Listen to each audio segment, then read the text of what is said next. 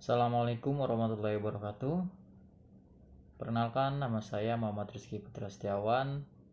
Pada kesempatan kali ini, saya bersama Kak Hendra ingin mempresentasikan tentang formulasi kapsul kombinasi ekstrak herbal seledri dan daun tempuyung. Latar belakang, penggunaan obat herbal di Indonesia, lebih dikenal sebagai jamu, telah diperkenalkan sejak dahulu hingga saat ini. Tanaman yang dapat dimanfaatkan untuk obat herbal yang mampu mengatasi berbagai penyakit. Kemudian ada beberapa tanaman seperti daun kumis kucing, bawang putih, herba seledri, dan daun tempuyung dapat digunakan untuk mengatasi hipertensi. Berikut tujuan penelitian. Penelitian ini bertujuan untuk mendapatkan formulasi sediaan kapsul kombinasi ekstrak herbal seledri dan daun tempuyung dengan menggunakan Vivavur 101 untuk pengeringan ekstra kental. Kemudian ada definisi kapsul. Kapsul adalah sediaan padat yang terdiri obat dalam cangkang keras atau lunak yang dapat larut. Cangkang umumnya terbuat dari gelatin, bisa juga dari pati atau bahan lain yang sesuai. Di samping itu, ada beberapa keuntungan sediaan kapsul. Yang pertama, dapat menutupi rasa dan bau, yang mana cocok untuk para pasien yang agak sensitif dengan rasa pahit ataupun bau yang menyengat. Yang kedua ada mudah ditelan. Yang ketiga mudah dalam penyiapan karena hanya sedikit bahan tambahan dan tekanan yang dibutuhkan. Lalu yang keempat dapat digunakan untuk menggabungkan beberapa jenis obat pada kebutuhan yang mendadak. Contohnya racikan-racikan kapsul. Kemudian ada bahan obat terlindung dari pengaruh cahaya luar dan kelembapan. Di samping keuntungan kapsul, ada kerugian kapsul. Yang pertama, garam kelarutan tinggi umumnya tidak dapat digunakan pada kapsul gelatin. Yang kedua, kapsul itu keras. Yang ketiga, kapsul tidak cocok untuk bahan obat yang dapat mengembang, karena nanti akan rusak kapsulnya. Yang keempat, peralatan pengisi kapsul mempunyai kecepatan yang lebih lambat dibanding mesin pencetak tablet. Berikut ada beberapa bahan tambahan pada formulasi masa kapsul. Yang pertama ada bahan pengisi. Apa sih itu bahan pengisi? Untuk apa gitu? Bahan pengisi itu diperlukan untuk mencukupkan masa kapsul sampai pada bobot yang diinginkan. Bahan pengisi harus inert, tidak boleh mempengaruhi biofarmasetik, sifat kimia zat aktif, dan fisik sediaan. Contoh bahan pengisi ada amilum, amilum jagung, kalsium disfosfat, dan masih banyak yang lainnya. Kemudian yang kedua ada bahan lubrikan dan glidan. Apa sih fungsi bahan lubrikan itu?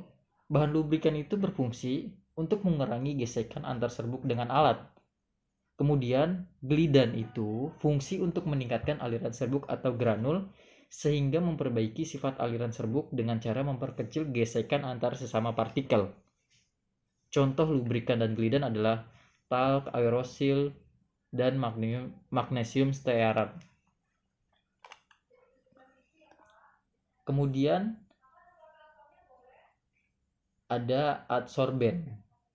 Adsorben itu digunakan untuk melindungi bahan berkhasiat dari pengaruh kelembapan untuk meningkatkan homogenitas campuran dan menghindari lembab akibat reaksi antar bahan. Contoh bahan adsorben adalah magnesium oksida, magnesium karbonat, dan aerosil. Berikut ada beberapa evaluasi sediaan kapsul. Yang pertama itu ada sifat alir. Sifat alir itu dapat mempengaruhi keseragaman bobot dalam sediaan. Kecepatan aliran serbuk ini ditentukan oleh faktor ukuran partikel, distribusi ukuran partikel, bentuk partikel, bobot jenis, dan massa serbuk yang tersisa diperlakukan sedemikian rupa hingga memenuhi baku yang telah ditetapkan. Berikut ada klasifikasi Sledri, divisi dari Spermatophyta, subdivisi Angiospermae, kelas Dicotyledonae, bangsa Apiales, suku Umbellifera, marga Apium, jenis Apium graveolens. Morfologi dari herba Sledri. Herba Sledri terdiri atas seluruh bagian tanaman tanpa bunga yang dikeringkan dari Apium graveolens, bau khas aromatik, rasa agak asin, agak pedas dan menimbulkan rasa pedas di lidah. Kandungan kimia dari herba Sledri ini terdapat antara lain kumarin, flavonoid, steroid, mempunyai banyak kandungan gizi yang sebanyak 20 kalori, 1 gram protein, 0,1 gram lemak, 50 mili kalsium, 40 mili fosfor, 130 Si vitamin A, 0,3 mili vitamin B1, dan 11 mili vitamin C. Jadi Sledri ini banyak banget manfaatnya dan juga banyak mengandung apin di samping substansi diuretik yang bermanfaat untuk menambah jumlah air seni.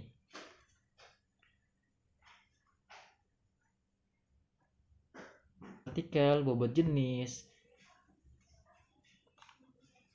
Lalu ada beberapa laju air. Kalau misalnya di atas 10 gram itu sangat baik. 4-10 baik. 1,6 sampai 4 sukar, di bawah 1,6 sangat sukar. Kemudian ada evaluasi sediaan kapsul yang kedua, yaitu sudut istirahat. Sudut istirahat ini uji untuk menentukan sifat aliran massa. Berikut ada beberapa sudut istirahat. 25 derajat sampai 30 derajat dinyatakan istimewa. 31 derajat sampai 35 derajat dinyatakan baik. Kemudian 36 derajat sampai 40 derajat cukup baik. 41 derajat sampai 45 derajat agak baik. 46 derajat sampai 55 derajat masuk dalam kategori buruk. Kemudian 56 derajat sampai 65 derajat sangat buruk. Di atas 66 derajat itu sangat buruk sekali. Kemudian yang ketiga ada book density dan tapered density, di mana ini tuh adalah volume dan kerapatan serbuk ditentukan dari ukuran dan bentuk partikel. Ukuran partikel dan kerapatan serbuk berpengaruh dengan volume serbuk, sehingga uji ini berguna untuk penentuan ukuran cangkang kapsul yang akan digunakan. Jadi agar lebih efisien kita untuk menggunakan cangkang kapsul sesuai dengan sediaan. Kemudian ada evaluasi untuk sediaan jenis kapsul. Yang pertama ada uji keragaman bobot dan kandungan. Uji ini itu dilakukan untuk mempengaruhi sesuai seragam bobot sediaan kapsul yang dihasilkan dengan persyaratan keseragaman bobot dan kandungan. Yang kedua itu ada uji waktu hancur, di mana uji ini tuh dimaksudkan untuk menetapkan kesesuaian batas waktu hancur yang tertera dalam masing-masing monografi, kecuali pada etiket dinyatakan bahwa tablet atau kapsul digunakan untuk pelepasan kandungan obat secara bertahap dalam jangka waktu tertentu atau melepaskan obat dalam 2 periode berbeda atau lebih dengan jarak waktu yang jelas di antara periode pelepasan tersebut. Kemudian yang ketiga ada uji higroskopisitas, di mana suatu sediaan dikatakan stabil secara fisik apabila tidak menunjukkan perubahan-perubahan sifat fisik selama masa penyimpanan. Berikut ada eksipien tambahan. Yang pertama ada selulosa mikrokristalinin, di mana memiliki ukuran partikel yang kecil sehingga memiliki luas permukaan besar dan lebih efektif dalam mengadopsi kelembapan. Kemudian yang kedua ada aerosil. Aerosil ini merupakan serbuk amorf silika dengan ukuran partikel sekitar 15 nanometer, berwarna putih, ringan, tak berasa.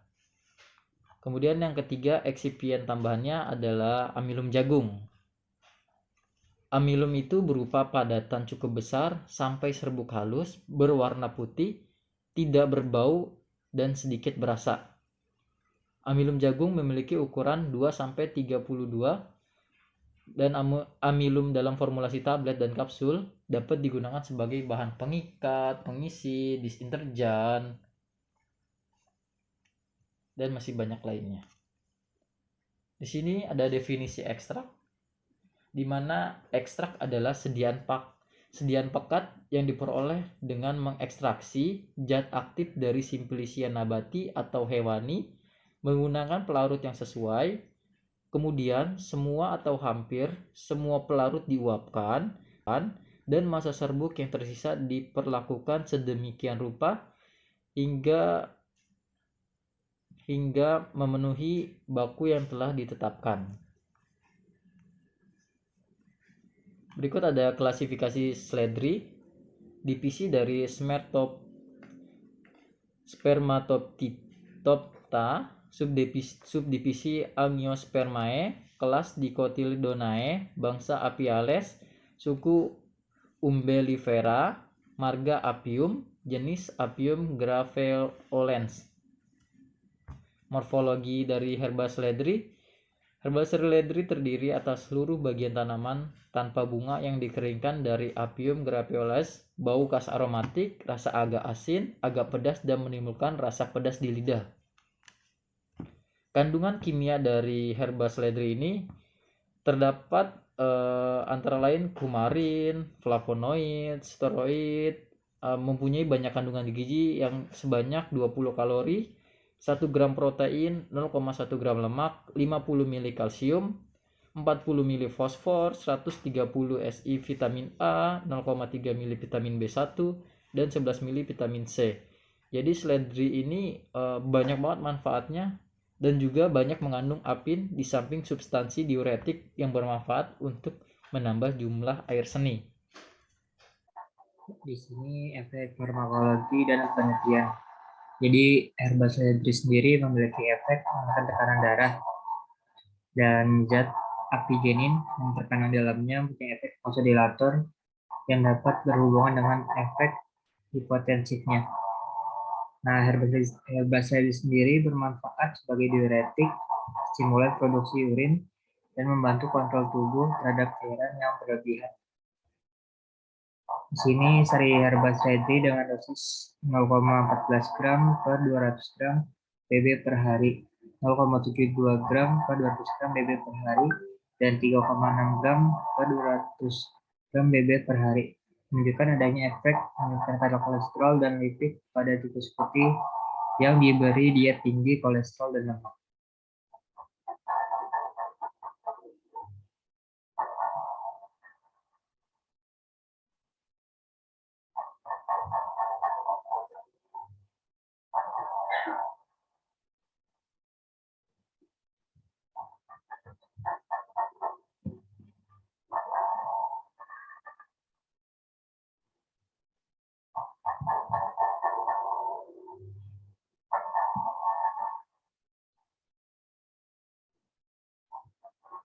Terus di sini selanjutnya ada klasifikasi tempuyung.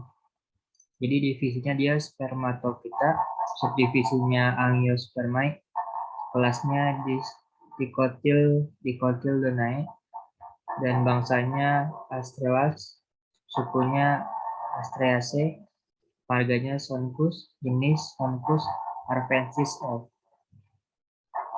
Sini ada morfologi tempuyung. Nah, tempuyung adalah tanaman tahunan, tingginya kira-kira 1-2 meter. Batangnya berlubang getah putih, hijau keputihan. Bunga majemuk, daun tunggal tidak bertangkai, helai berbentuk lempengan, dan berhook menjari atau berlekuk tidak teratur. Pangkal daun menyempit atau seperti berbentuk panah, sampai berbentuk jantung. Pinggir daun bergerigi, nggak beraturan. Panjang daun sekitar 6-48 cm. Lebarnya 2-10 cm. Permukaan daun agak kasar dan berwarna biasanya lebih pucat. Terus di sini ada kandungan kimia tempuyung. Nah, kandungan kimianya seperti golongan flavonoid ya. Di sini ada kaempferol, luteolin, glukosida, dan apeknin, apigenin, terus kumarin, auron, taraxastrol, serta asam fenolat bebas. Efek farmakologi dan hasil penelitian. Sini daun tempuyung tidak secara jelas mempunyai efek diuretik, tapi dengan cara mempunyai daya larut melarutkan batu ginjal. Daya melarutkan batu ginjal oleh ekstrak air lebih baik daripada ekstrak alkohol. Ini juga menghasilkan kesimpulan daun tempuyung tidak secara jelas mempunyai diuretik, namun mempunyai daya melarutkan batu ginjal. Daya melarutkan batu ginjal oleh ekstrak air lebih baik daripada ekstrak alkohol. Ini masuk ke metodologi penelitian. Penelitian dilakukan di Laboratorium Farmaseutika dan Fitokimia, Departemen Farmasi FMIPA UI Depok. Waktu penelitian dilaksanakan dari bulan Maret sampai November 2011.